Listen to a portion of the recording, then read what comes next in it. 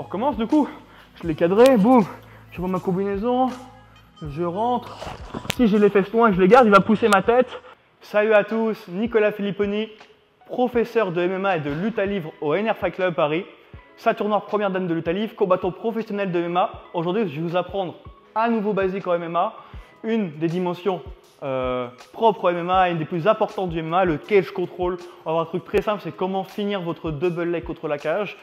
Précédemment, dans une autre vidéo, si vous voulez la voir, elle est sur notre chaîne YouTube, on a vu comment rentrer dans les jambes, okay, comment réussir mon timing.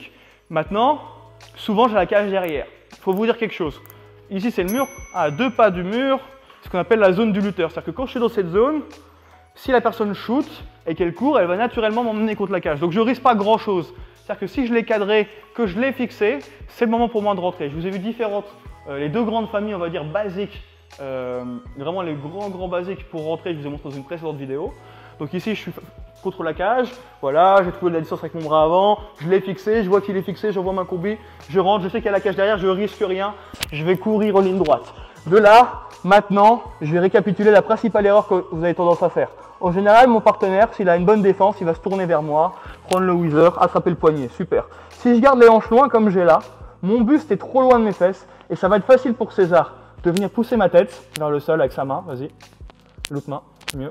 Ok, et de me faire lâcher ou de la pousser carrément avec son coude, pousse-la avec ton coude, et de me faire lâcher. J'ai besoin, pour avoir de la force, de ramener mes hanches et d'être comme un squat. Si on devait comparer de la musculation, là je suis plus sur un soulevé de terre, moi j'ai besoin d'être comme un squat. Ok, c'est-à-dire vraiment, on va se tourner, peut-être c'est un peu mieux. Ouais, c'est parti. Donc ici, si j'ai le buste loin, ça va être très dur pour moi de le tirer, de remonter, ou en plus il peut pousser ma tête. Ok, c'est une erreur commune chez les débutants. Donc là, je suis ici, je vais placer mon épaule au niveau de ce sternum, ici.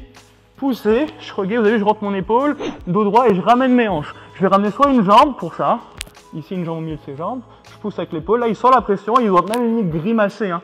Et ou ramener mes deux hanches, ici, mes deux jambes. Soit je ramène une jambe, vous avez vu, je mets la pression, soit je ramène les deux. De là maintenant je vais faire ce qu'on appelle la bump.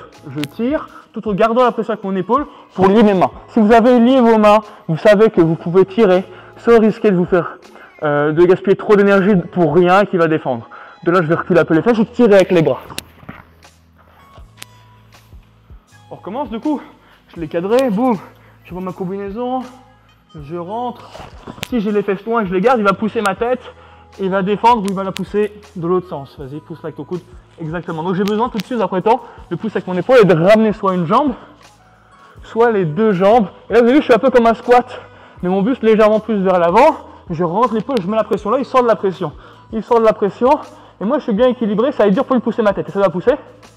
Et la transition, pour remonter sur le haut du corps, ou attaquer un single, elle va être beaucoup plus simple que si je suis loin et je suis à bout de bras, et il va me faire lâcher le grip tout de suite. Donc j'ai besoin de ramener, tirer mes mains derrière les fesses.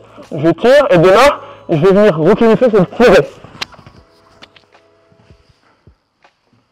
J'espère que ça vous sera utile. Voilà, petit récap. Comment vous placer contre la cage pour pouvoir évoluer, et comment finir sur double leg. Lier les mains derrière les fesses, c'est un des points que vous devez aller chercher assez fréquemment pour réussir vos takedowns. Une fois que vous avez lié vos mains derrière les fesses, c'est quasi sûr que personne ne va tomber. A très vite dans nos clubs. Os.